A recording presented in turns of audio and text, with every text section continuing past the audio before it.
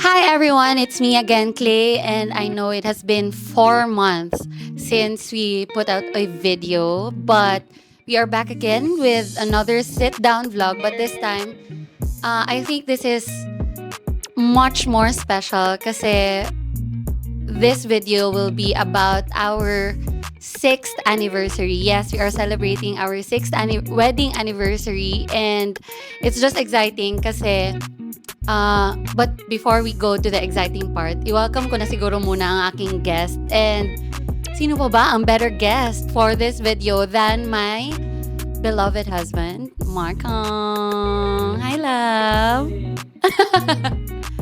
Ayan, so the poggiest is here with me for this sit-down vlog and we're very excited. This is going to be exciting kasi we are celebrating our 6th anniversary, which means we are entering our 7th year. I mean, imagine. So, 7 in the Bible, it means completion. Completion. It can also mean promise. Diba? So, what an amazing journey it has been talaga. And ngayon, both of us just wanted to do this video and do a quick Q&A. Sana talaga quick itong Q&A natin kasi mahaba-haba yung 6 years. Editor, paki-edit lang. If, taas na kayo. Oo, yes. Which is, ang editor is, siya lang rin. Okay, so we have here our questions. So, may na-prepared dito na 4 na sets of questions. So, ayan. So, we'll pick the first one. Ayan. Ikaw, hawakan mo muna. Ayan. Oh, di ba? Ikaw na editor, ikaw pang naging mic stand. Okay, so first set of questions natin will be about reflecting on marriage. O, di ba? Huwag na natin patagalin pa. Diretso na tayo sa Q&A. Okay, go. Yes. Okay, number 1. What is one way you felt most loved by me this year? Wow, one lang? One way. Grabe. I mean, there are so many ways, actually. Akin to, no? There are so many ways that I felt so loved by you this year. Pero probably, ang ma-highlight ko was nung time na ako lang ang nag-work. And, well, you were working with parang sa studio, pero ito kasi na year, pagpasok nito na year, talagang hindi siya na nag-focus sa studio. So, medyo less na talaga yung work and all. And, konti din talaga ang pumasok na clients entering this 2025. So, I saw how you served me in so many ways. As in, grabe ang paglinis niya ng house, how he took care of me, how he fed me. As in, like, yan parang kulang na lang. Yan may times na kasi na nagkuhan pa ng when you are for parents. Alam mo yun, may times na mahiya na ako kasi siya na lang nagakilo sa bahay. And I felt like as the wife, I want to do that for him. Pero, yun nga, may times na pagoda ang lola nyo. So he would do it himself. And meron yung nagkaroon kami ng conversation na sabi ko na, ako na maghugas ng plato. Tapos ang sagot mo sa akin was, ito na nga lang magawa ko. Yeah. Yeah, so yun, yung parang good siya sa akin, yung may kirot siya sa akin kasi yung parang if only, parang nag-abot na rin ako sa point na Lord, kahit hindi mo na lang ako bigyan ng work, kahit si Mark na lang. Kasi for me, I felt like he has been wanting to get a job na gyud and hindi siya makaland ng job, pero yun, it was his way talaga to take care of me, just really taking care of the household. Lahat ng gawain sa bahay siya talaga nagagawa. He would not allow me to wash a single dish gyud kasi gusto niya siya lang talaga kasi nga ako nga daw yung nagatrabaho. So I felt so loved and taken care of nung time na yun. Ikaw naman? Wala ba? Charot. Hindi. I'm not sure, pero ang makasagot nito is ang family ni Clay, parents ni Clay, his mommy, daddy. Why? I mean, like, I'm not sure if you're into cleaning or what, but since I've seen you cleaning as well to show your love for me, then, I mean, it's my love language kasi yung Yeah. service, so seeing you giving service as well for me, it reflects love, good. It shows love. Mo na ako ang ma-receive from you. And not just that even, you didn't even question me about, ano, wala pa bang kay work? Ano, yan. I mean, like, nakita ko niya, as in, like, mga apply ko masking asa, masking unsa na lang, just to get a job because that was the time na, yun na, as she mentioned, na wala kay ko nag-focus sa studio because, I don't know, there's some part of having this small studio na more lisod kayo padakaon. Ana good. Lisod kayo expand, but I know makasabot ang uban photographers dira na once gamay ka imong studio, limited gid imong mabuhat. Yeah, that's true. So yeah, that's one thing kaya medyo nag-stop ko og take og clients for the studio, so mas nag ano na ako maghita na kay og job. But I don't know, God didn't allow that to happen, so gina-close niyang every door Yeah. na ako ang gina-applyan, masking video editing pa na, masking niche pa na ako na gina-close Yeah. gud niya ang door. But yeah, so again, one way of showing my love is to serve her, and then na-receive po na ako ang love niya by also, service. And yeah. And yun na nga, again, dili ko makasulti if yung dako ba niya siya nga hilig mang limpyo og balay, but since nanlimpyo siya just to show her love for me, then I felt love. Aww. Yeah, I love you, baby. Okay, next. What is one area in our marriage that God is still working on us? Ikaw una. Financial management. Okay. Yun na? Yeah. Wala mang why. Why? Every time na we're Not in luck. kay murag di mi kabalo mag-manage, like sige kaon didto laag didto dili mi murag alamigas, sabi mo pag alamigas magod, amigas pa na siya sa Tagalog kay langgam. Di sila manggod nag-store sila og food para once winter na wala na food na sila makaon. Yeah. Kami manggod dili mi ga-store, sige ra mi gasto ana ba, we don't really manage it well ana. So yeah, every time na naay crisis mo abot, mahutda na mi patay balik na buta sugod ana. Yeah, that's I feel like mo na ang area sa mo ang marriage na gina-work on ni God karon. Yeah. Ang gina-train mi niya na how to, budget wisely. Yeah. That's true.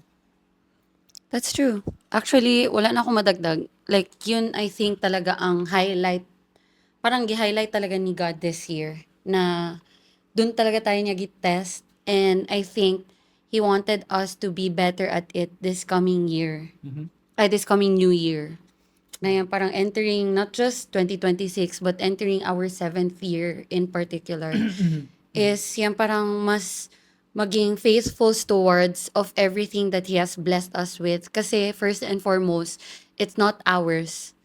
It's God's. So whatever we receive, whether that's a salary, a blessing from people, a gift, or whatever talaga, like, we should always see it as, this is God's. So we should steward it as if it's not ours. Na, alam mo yun, yung parang, pag meron kang gamit, kunyari, maghiram ka ng sasakyan, na hindi iyo yung sasakyan, ng hiram ka lang, di ba grabe ang pag-alaga mo? Like, as much as possible, bakit? As much as possible, like, yung you will do your best na hindi ka mabangga. Kasi nga, hindi man iyong sasakyan. So, same goes with every blessing that we receive from the Lord. Since it's not ours, we should take care of it.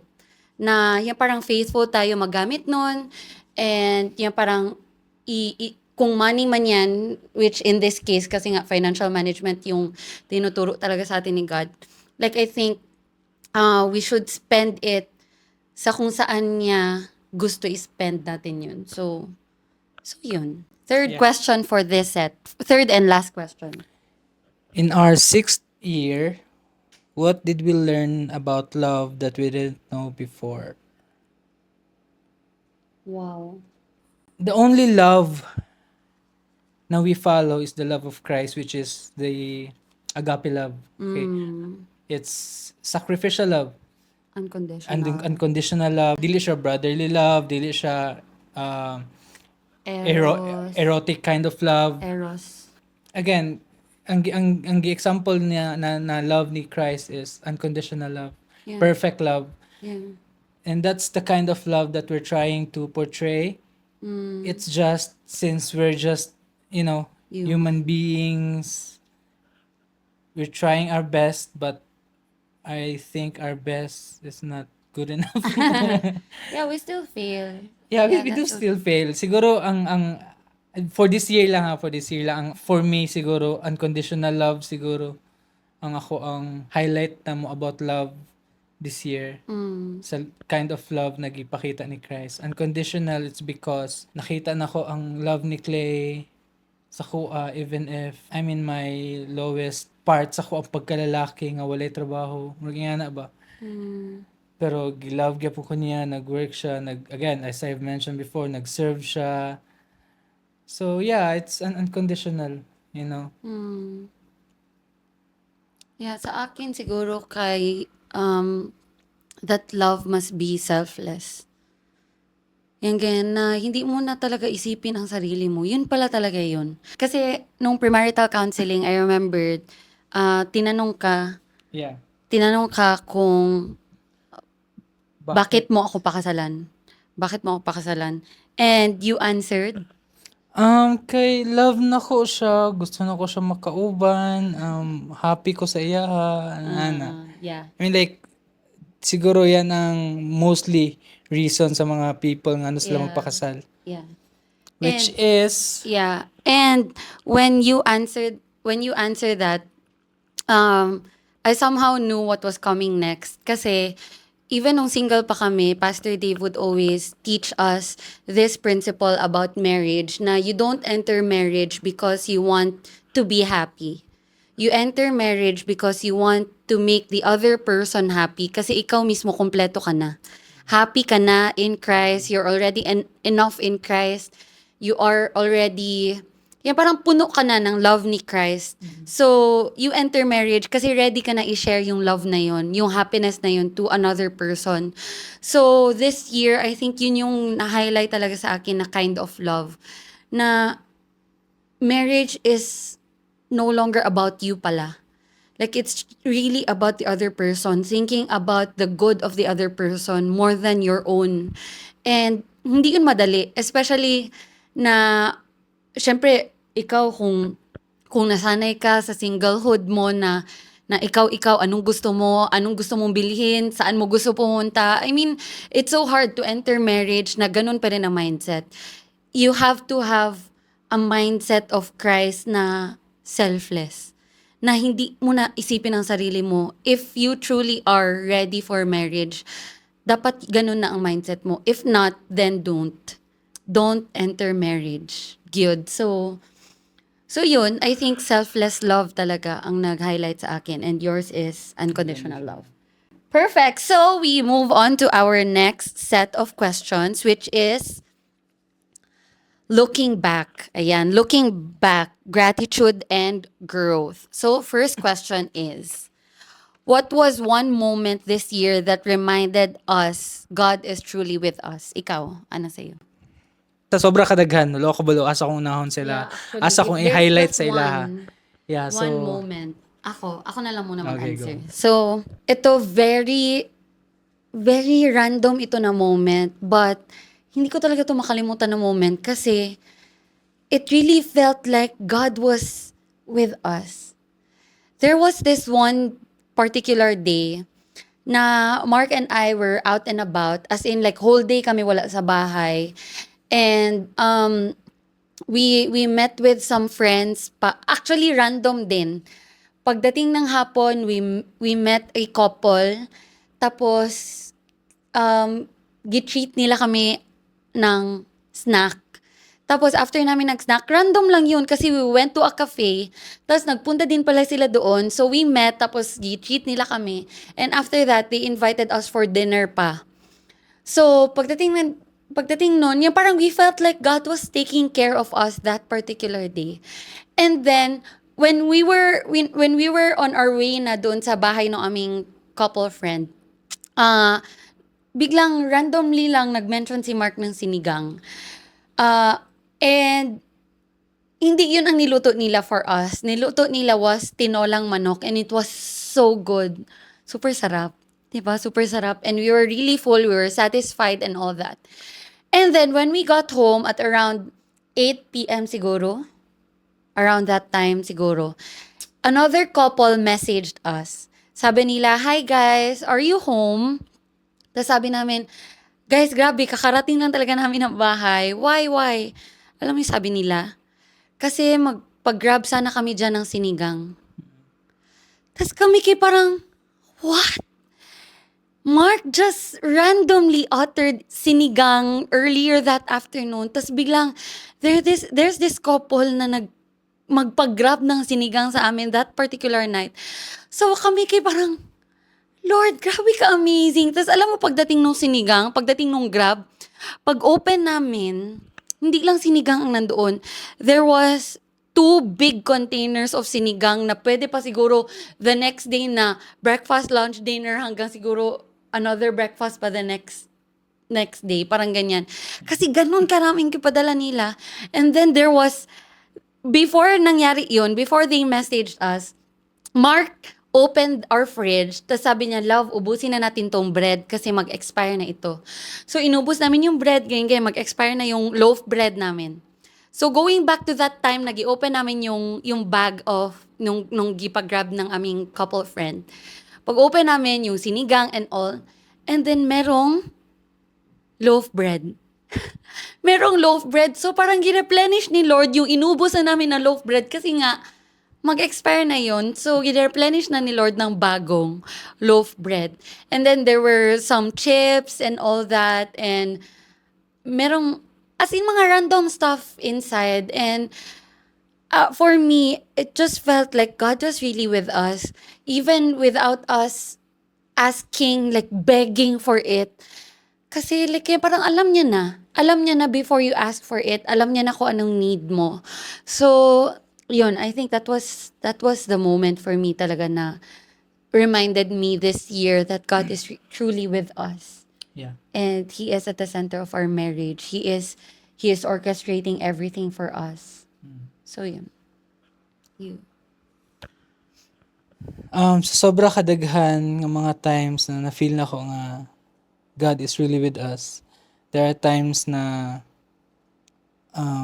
randomly, I mean, as we have mentioned earlier, si Clay ang naay work, so mas dako iyang income compared sa kuha. So that means largely sa iyang income maadto sa bills, and largely tanan ako income kay maadto sa mga pang daily mga kana consumption, yes. So syempre, since it's not that big, there are times na kanang we want to tipid. But God is so good kay there are a lot of times na nahalay mo kalit og message, "Guys, available mo tomorrow. Guys, available mo for dinner. Available mo for lunch. Available mo for this and that." And these are not just simple meal. It's a feast. Yeah. So like, Lord, thank you Even coffee. Yeah, There's a coffee lang. Ana good. Yeah. Alam mo yung makakape tayo outside. Yeah.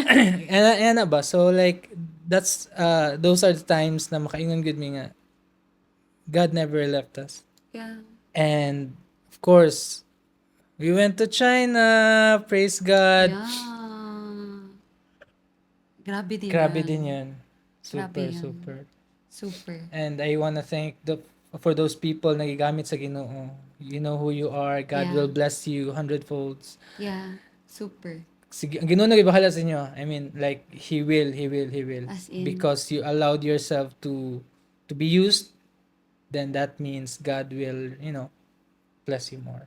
Yeah, I remember we put out a video about how other people cannot understand na we're going through some things, ganyan. Tapos, ang ating present na ginagawa is nandito tayo, nagkakain tayo ng masarap na pagkain, we get to go here, we get to go there, maka-travel pa and Yeah. all.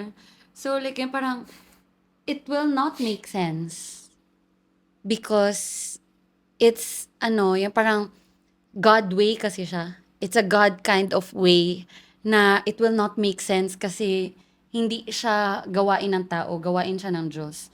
So yun, yung parang uh, it will just leave Mark and I in awe talaga of how God is so faithful and sovereign in our lives. So ayun, God is so good. And second question for this set, what season this year stretched you the most? Or stretched us the most as a couple? And what did it teach us? Ako siguro was mid this year. Kasi there was this instance na, alam mo yung matagal na kayo mag-asawa, so people keep asking kailan kayo magka-baby, and yan parang wala ba kayong balak? Alam niyo ba talaga ang ginagawa ninyo? Alam niyo ba na dapat ba? Alam niyo yun, yung parang some questions even mocking na ang dating, parang ganyan. So, there was this one instance na as into my face, this person just, yung parang bluntly, bluntly said na, hindi mo yan siya buntis. So, ako kay parang, nung time na yun, yung parang, do you even know how much I cry in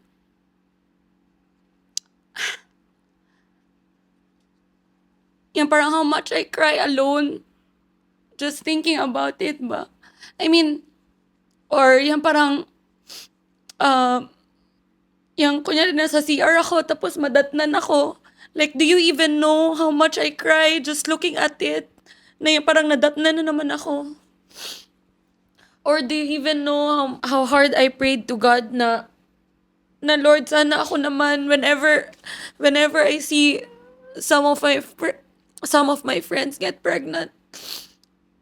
Do you even know how hard I try na hindi mainggit? I mean, you don't know all those, pero why is it so easy for these people to throw such comments ba? So, yun, that one point talaga na, as in, yung parang sobra 1 month talaga ako hindi nag-church, hindi ako lumabas, hindi ako nagpunta ng mall, hindi ako kahit magpunta lang ng DGT or Azuela. Kasi, nagka-trauma ako being around people. Kasi it felt like yung parang pag may makita na naman ako na somebody who knows us, somebody who knows na 6 years na kami ni Mark, they might ask again na katagal nyo na, bakit wala pa kayong baby? So, I really isolated myself for almost 2 months pala yun. Kasi it was really, yung mag-panic attack ako just thinking about going out. And even yung parang if merong may mag-invite, yung parang I can't wrap my head around the fact na I will be around people. So yun, I think that really stretched us as a couple kasi it stretched our patience na to trust him with patience and to trust with thanksgiving. Good. And I think what changed that season for me was when I was in the shower, I was crying to the Lord. And God just told me na stop living in the season you're not yet in. So that changed everything. As in, for me, the course of our marriage, I started to I started to enjoy being around people in a way na mas matestify ko na tuloy. Parang ganyan good, mas makatestify na ako ng goodness ni God with the season I am currently in. The waiting season that I'm currently in. And I started focusing on loving you more, serving you more. Kasi most likely if magkaroon na tayo ng anak, for sure most of our time will be on our baby, ganyan. So ngayon na tayo pa lang, God is teaching me personally to patiently wait with you and to love you, to serve you the best way I can. Kasi yun, I think that's where God wants me to focus in this time. And uh God is also teaching me to serve others. God is really shifting my focus to really becoming the wife that He wants me to be in the season that we are currently in. And not yung parang rush to be in the season na gina-prepare pa lang niya tayo for. So yun. And I think ano din, yung parang it also taught us na less expectation, Yeah. less frustration. So yun. I think yun for me. Yeah. As we wait, we serve. So, yeah, that's what we're doing. Yeah. We're answering the calling of the Lord Amen. By His grace. by His grace, of course. So, yeah, that's what we're doing. I also remembered nung time na we were isolating. Ako, personally, I was isolating. God also met us through our ninang and ninong. Mentors din namin sila even when we were not yet married. They live in Butuan already, pero nung time na yun, grabe talaga ka-amazing ni God because He brought them here nung time when we needed them the most. As in, we needed a reminder, and they were the best reminders for us, Gyud. They went to Davao for another purpose, but they met us on the side.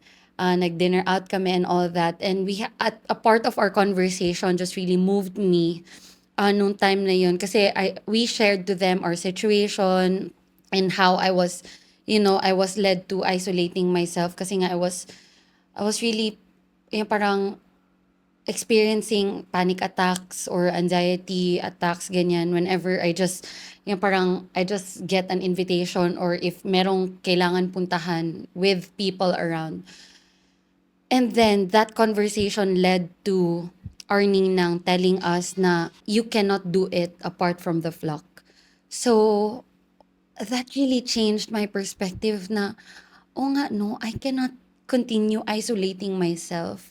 I mean, it's not bad to isolate yourself in the Lord because that's what we did. As in, like, we were just really spending time with the Lord, just asking Him, crying. I've been crying and crying and crying and crying and crying.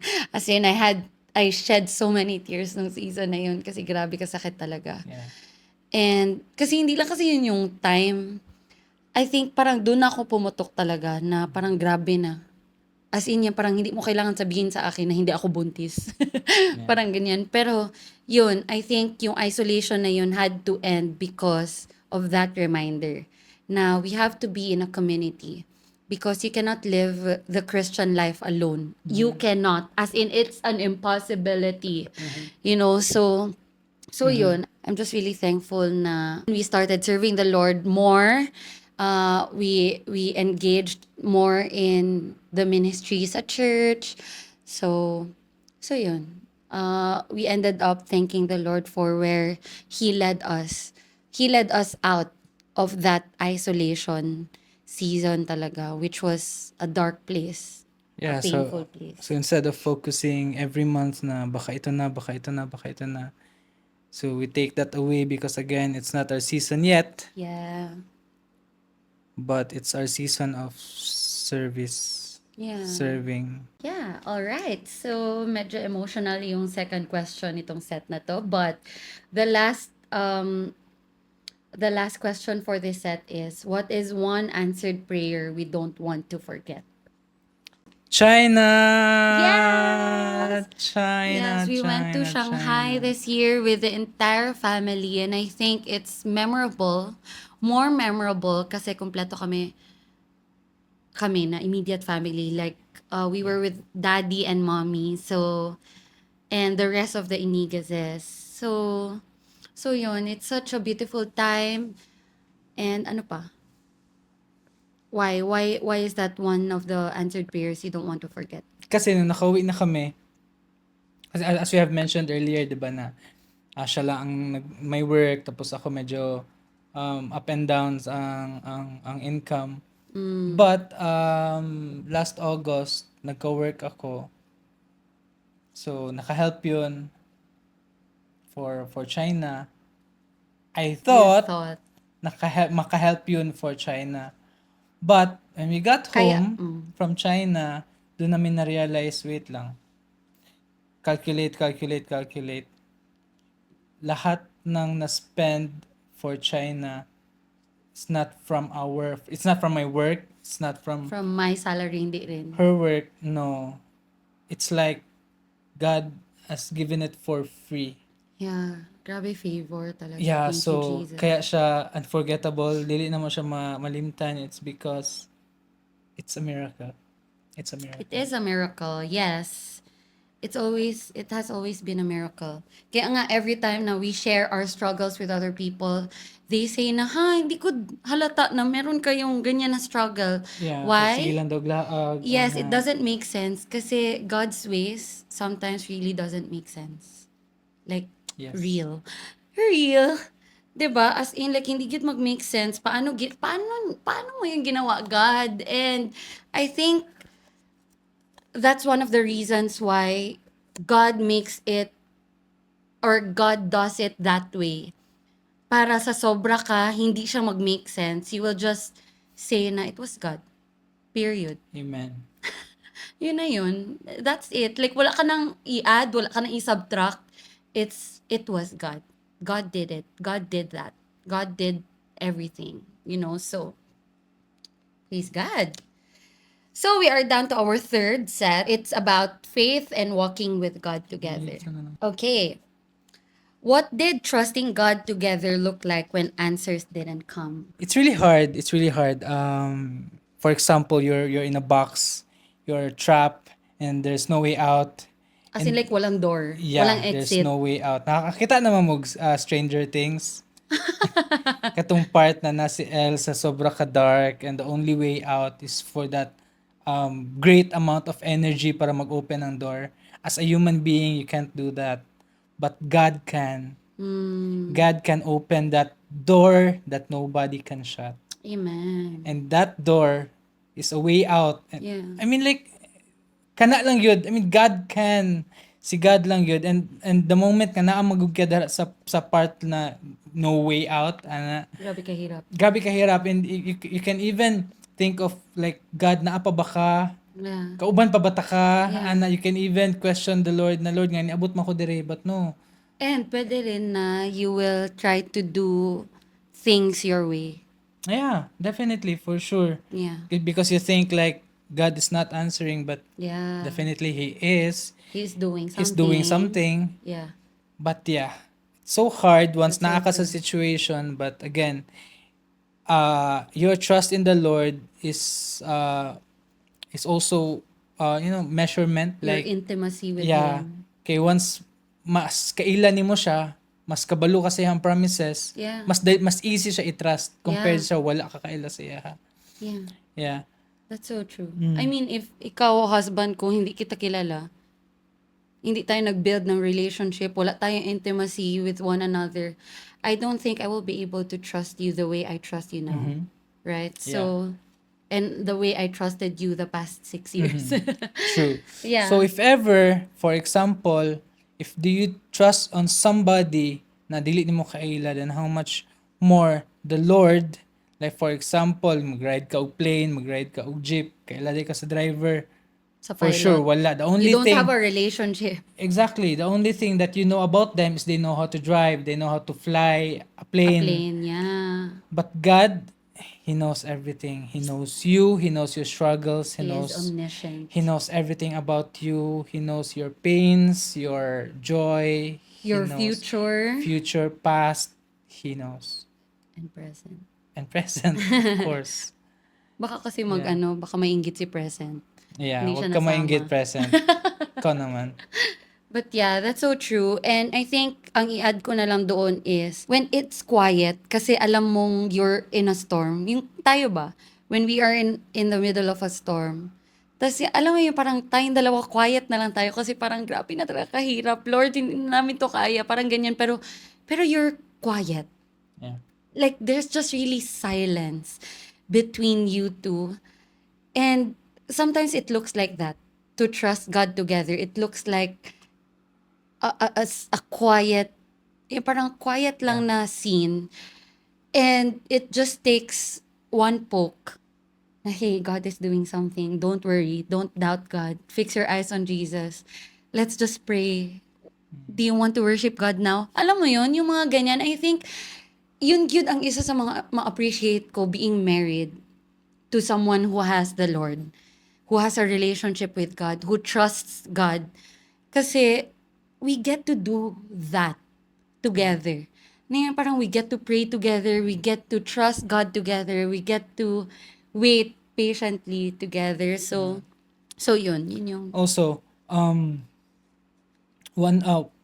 I guarantee you 100%, every time you trust the Lord, there's an unexplainable na peace Yeah. that you experience, even if you don't understand. Like, Lord, wa na ko'y kwarta, wa na ko'y pagkaon, ugma, wala na ko'y, Lord, pero ano na ko'y peace?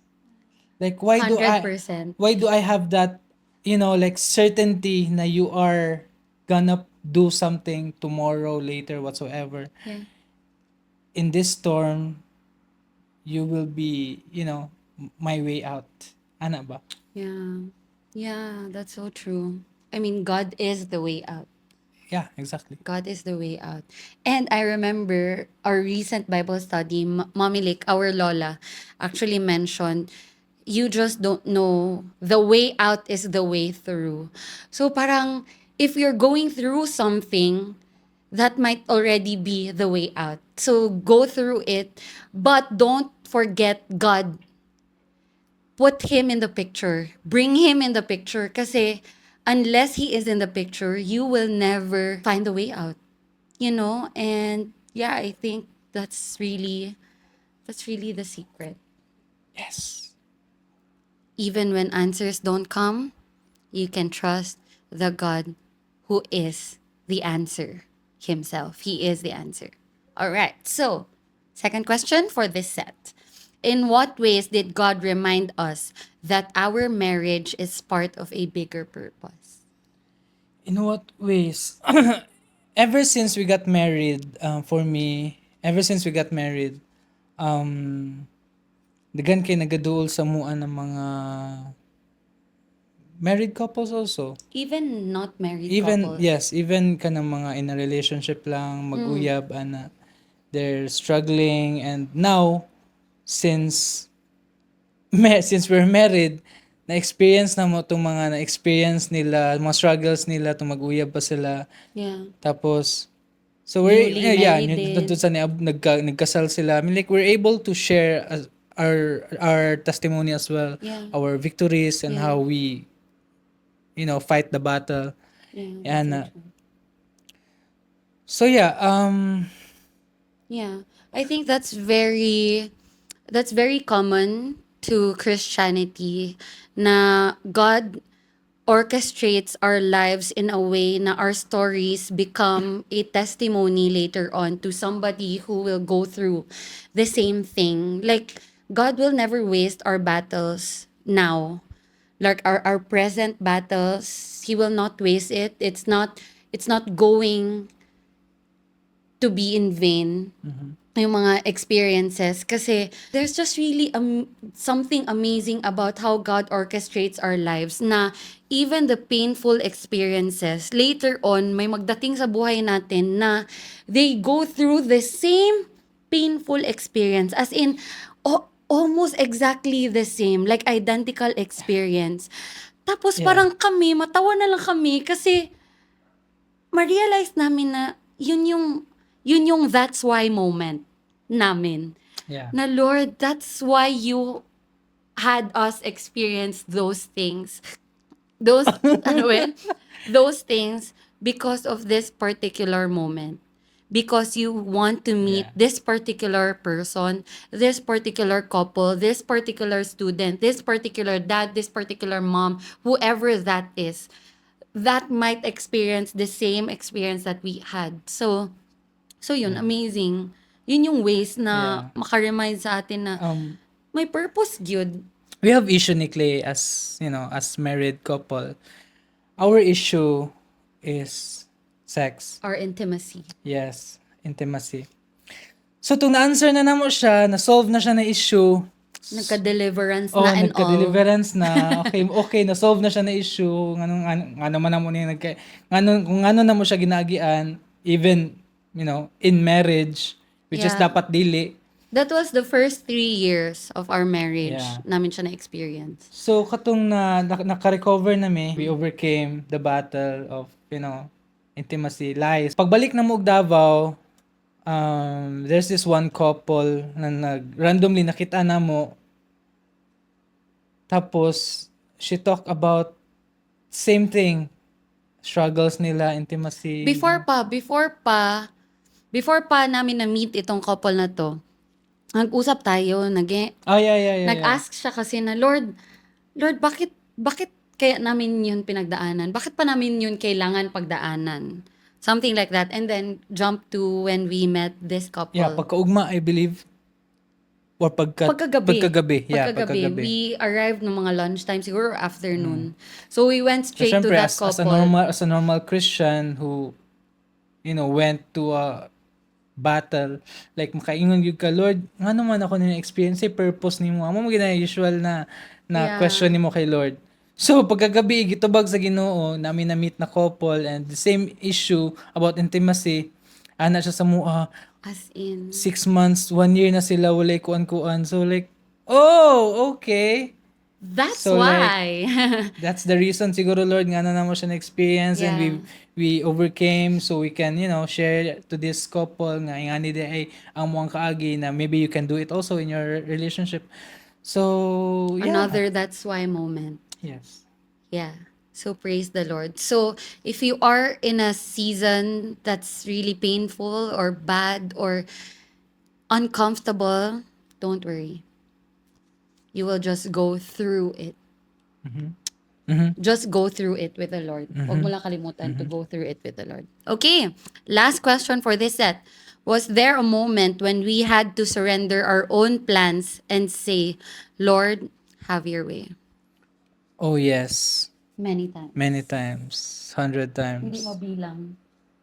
His ways are higher Yeah. than our ways. Bakit hindi mabilang? Kasi many times din na we choose our own ways.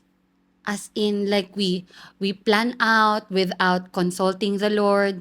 We plan out without committing it to the Lord. We plan out without seeking God. Ganyan ba? So, kaya many times na nag-aabot pa kami ng ganyan. Kasi dapat start pa lang, Lord, have your way. Yun dapat muna.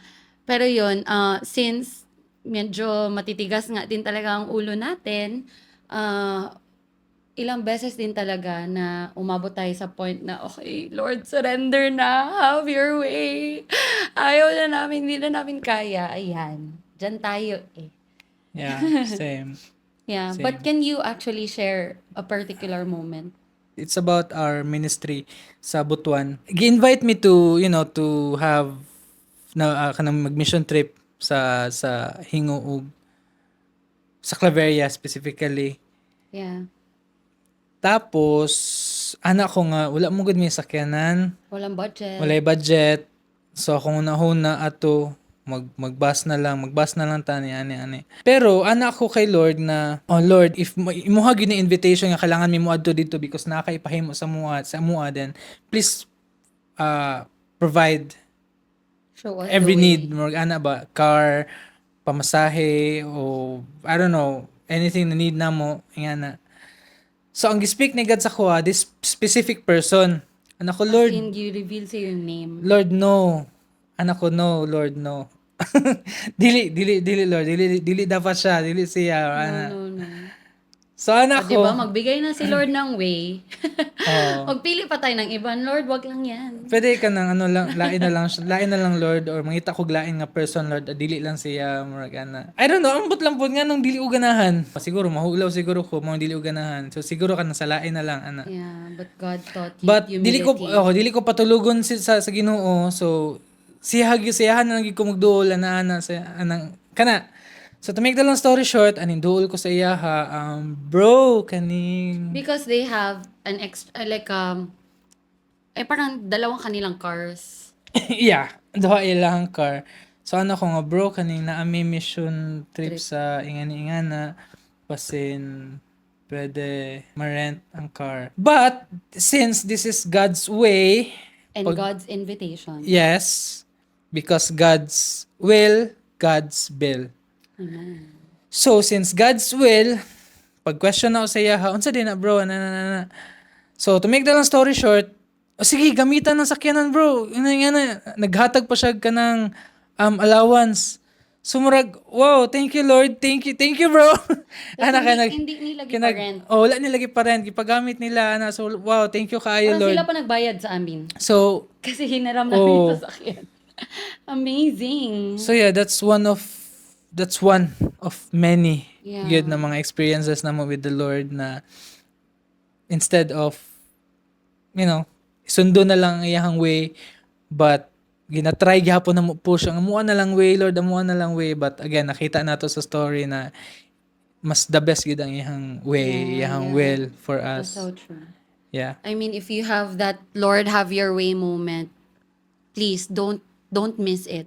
Don't miss letting God have his way kasi you will be surprised how he will move, how he will lead you. And amazingly, kasi that blessing led us to be a blessing din Yeah, to to another others. couple. Yeah. Kasi later did we learn na ang speakers doon sa particular na mission trip na puntahan namin sa Claveria were from Davao. And they are also a couple na galing din ng Davao. So, nung nalaman nung directors nung puntahan namin na may sasakyan kaming dalhin, they talked to the speakers na pwede sila magsabay sa amin. So, imagine guys, if you allow the Lord's way to prevail over yours, He will bless you, He will bless the way, and He will cause you to be a blessing to other people pa. Diba? What a package. So, again, if you have that Lord have your way moment, don't miss it. Don't miss it, okay? So, we are down to our last set, which is, Last question. yes, and it is Year 7 commitment. Year 7 commitment. So, the question is, what promise or commitment do we want to speak over our marriage as we enter Year 7? My commitment to her and to our marriage is that I will commit to love you more. What I meant by love you more is to serve you more, is to understand you more, to feed you more. Huwag na, nagatawa Ano ako. na? Sige. Hindi na siya wag na. Tapos, I promise and I commit that you will be the only woman na pinakagwapa sa kuang mata. As a man, as a lalaki mong good, I mean 100%, if not 199% of men mo ginay number one weakness, babae. But since agad kaning Lord, I mean kung again, so gusto din again kung walay Ginoon saon na lang ana ba. But since the Lord is true, the Lord is my strength. He is my refuge, and if wala siya basin, I don't know, asan ako padung ani. But praise God for him because of that love na gihatag sa Ginoo sa kuha. Then she is the most beautiful woman in the world. So I will commit that, and of course akong commitment pud sa moang marriage is that separation will never be an option. It will never be an option. Yes. It will never be an option. Yes. Because if part siya sa option, then there's a lot of reasons for you to have that option. As in. Oh, yeah. But since it's not an option, there's no way for you to, to be separated. Yeah. So yeah. Amen. Sa akin, I mean, I just want to go back to that, yung principle. Actually, principle talaga ni Mark ever since pa na hindi pa kami married. Kasi ilang beses ko na siya gidump nung kami pa.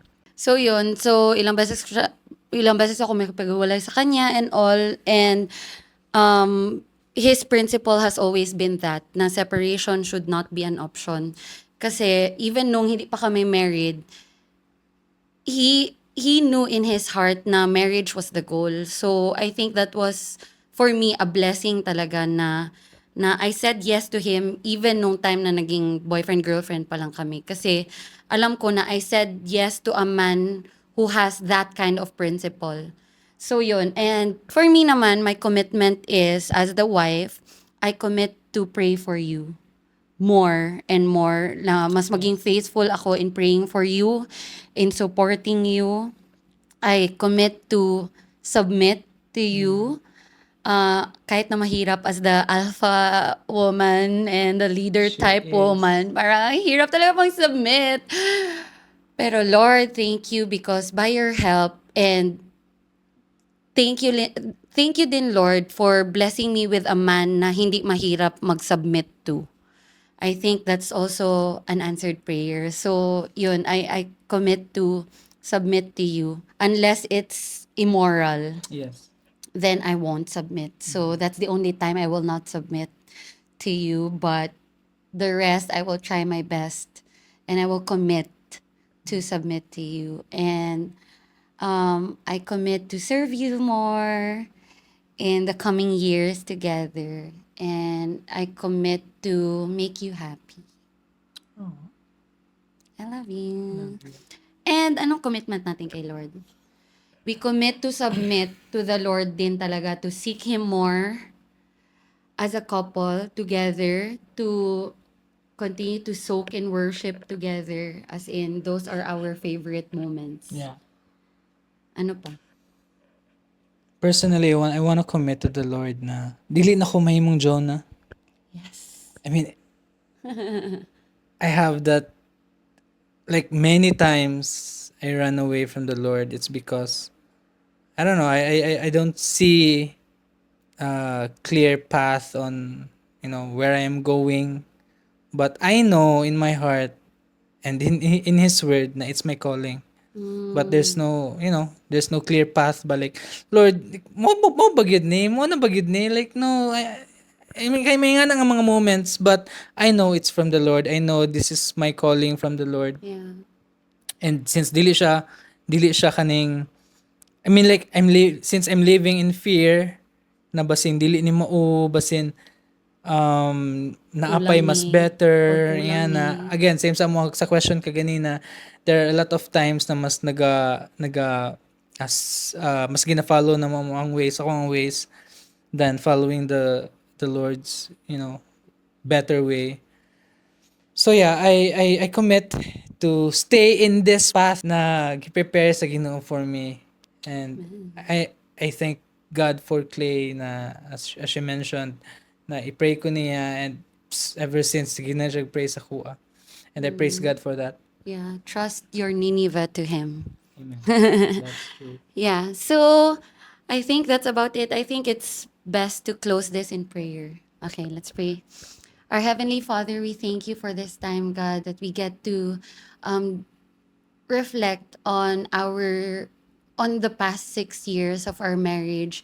Thank you, God, for how you have been faithful in our marriage, God. Lord, apart from you, we wouldn't be where we are now. And God, we just really want to thank you, honor you, and praise you for what you have done, who you have been to us the past 6 years. And God, we also want to take this time, God, to commit to you our seventh year. God, we ask, God, that you continue to be at the center of our relationship, of our decisions, of our plans, our agendas, Father God. Lord, we ask, Father God, that you grant us the grace, Father God, to put you at the forefront, Father God. Lord, that we will stop sending ourselves, but we will wait for your green light, oh God. Lord, that we may go where you want us to go, that we may do what you want us to do, Father God. And Lord, unless you say so, God, we won't. And Lord, we thank you for keeping our marriage, God, just full of grace, full of humility, full of patience, forgiveness, a love, even God, that's unconditional, a love that's selfless, a love that's understanding, a love that's sacrificial. And God, we thank you for how you are orchestrating our lives, our stories, Father God, that it may bless other people. God, that's just really our desire, that we may proclaim your goodness to other people, Father. And Lord, we also continue to ask, Father God, that you seal our love, Father God, Lord. And we ask, Father, that you continue to be the third string. Use our marriage, Father God, to inspire the younger people, Father God, the young ones, Father God, the singles, even those who Yes. are praying to get married, Father God. Lord, I pray, God, that you use our marriage, Father God, to be an inspiration to them, Father God. And Lord, if meron kang gina-convict sa amin ng mga mali namin ginagawa, Father God, please do so, God, that we may not be a stumbling block to other people who might also want to take this path, Father God. So, Lord, we thank you for the singles out there who might get to listen to this, Father God. Lord, I pray that you prepare them, Father God. But Lord, in their singlehood, Father God, Lord, I pray that they will fall in love with you, they will focus on you, and they will fix their eyes on you, Father God, and serve you faithfully. And God, even the married couples, Father God, Lord, if they go through rocks, Father God, Lord, I pray, Father, that you will bind them in your love, grant them patience, cause them to seek you, Father God, cause them to hold hands and just pray together and just soak in your presence, God, and just know that you are good and faithful, Father God. Lord, don't allow married couples, Father God, to give up on each other. Lord, Yes. cause them, remind them that they are one team. Lord, we thank you, we honor you, God, and God, even as we close this sit down vlog, we thank you and we honor you. All glory belongs to you in Jesus' name. Amen and Amen. amen! Woohoo! That's it. O, di ba meron tayong pa-audience impact dito? Yes, ayan, iharap mo sa kanila. Whee! Ayan, so isa sila sa mga singles na pinag-pray ko din during... Ayan, may pa-shout out pa sa future husband. But yeah, meron kang question. Di ba? Meron siyang question. Ano yung question mo? What's your advice for those people who are currently searching for love? What do you think is the best quality that they should look for, or like what's the sign that it's the one? Wow. O, di ba? 3 questions na nakatuhog to one. Ayan. So, one advice. Gusto ko yung iniwan na ako ng aking cameraman, editor, videographer, everything. My love of my life. Wow. For So, for her, di ba?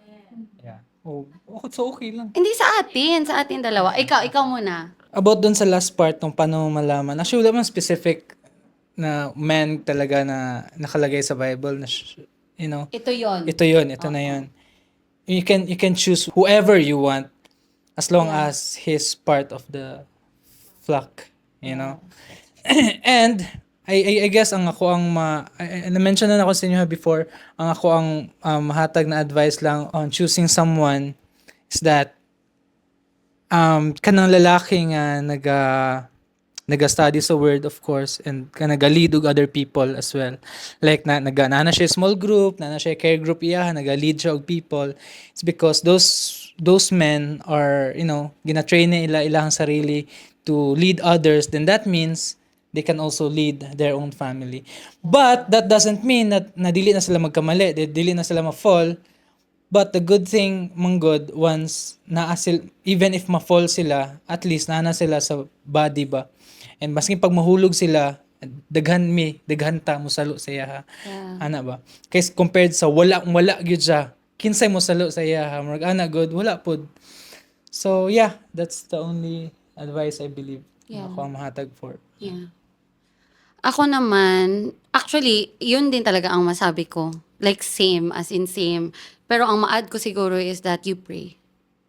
As in, very crucial ang praying for your future husband. Kasi I did that. As in, to a point na I even wrote a letter to my future husband. And I lost that letter for quite a while, as in super. Tapos, nahanap ko siya, magkakilala na kami.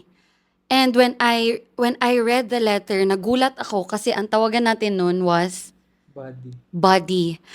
Tapos, ang nasulat siya, ikaw ang una nagtawag sa akin ng Bud, di ba? Gitawag niya akong Bud. Bud for short daw ng body, ganyan. And then, when I read the letter I wrote for my future husband, ang oh my, nandito yun. Should I get it?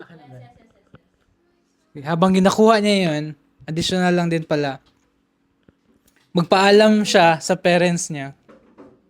Yeah, magpaalam talaga siya dapat sa parents niya. 31 pa dyan. Yes. The letter for my future husband. Ayan. So, 31 kasi, actually, si Ate Bob ang nag-design ito. I-design niya ito during our wedding. That was December 31, 2019. So, ayan. Cute masyado. And, di ba? Kamusta naman yung neon green na color? So, ang isa sa mga nasulat ko kasi dito, sabi ko, and lastly, here I am, once a stranger, but now a friend, a sister, a buddy in anything. Like, seriously? Tapos biglang ang tawagan namin nung time na yun when I found this letter, after a long time na nawala siya, was buddy na. Buddy na ang tawagan namin nun. So, amazing lang. Tapos ang sa pinakala, sabi ko, a buddy in anything, the bestest friend you can get, your wife. So, I hope I have become a best friend. The best Tama friend. Aww, so yun. So, as in, like, I can really say na, though we didn't start as best friends, pero we turned into best friends. Bakit nag-iiyak na sila? So, into marriage, we became best friends. As in, na we can trust each other. We can tell silly jokes at each other, to each other, and secrets to each other. As in, yung ganyan na level. So, I wrote this February 14, 2015. Imagine, Valentine's Day ng 2015. So, Oh! why? 2015? Yeah. She wrote that February 2015. Nagkaroon kami ng communication March 2015. March ba? March Wow! 2015. As in, tas I lost that letter. Kasi isulat ko ito, 12 midnight. 12:49 a.m. 12:49 a.m. Pagtungtong talaga ng Valentine's, I wrote this down kasi I felt like, matagal na kasi ako walang boyfriend dito. So, sabi ko na, why not on Valentine's Day, I will pray for my future husband. I will write to him. So, isulat ko, I wrote it. And then, alam mo yung mga moments na midnight, na wala kang maalala na may ginawa ka. isa yan sa mga moments. I think it was just really the Lord. Kasi after I wrote that, I lost it and wala talaga akong maalala sa sinulat ko until I read it again when I found it again. So yun. So I think that's our advice. Pray. Pray for your future husband. Pray for yourself, for the Lord to prepare you to be the wife or the husband that He has meant you to be. Yes, no longer the girlfriend or the boyfriend. Diretso na guys sa wife and husband. Yun na ang ipag-pray nyo kasi marriage is the goal. Yes. Marriage should be the goal, must be the goal. Yeah, I think that's it. Thank you so much for listening. This has been Molding Clay. This has been me. Marco, the husband. Yes. And yeah, I think that's it.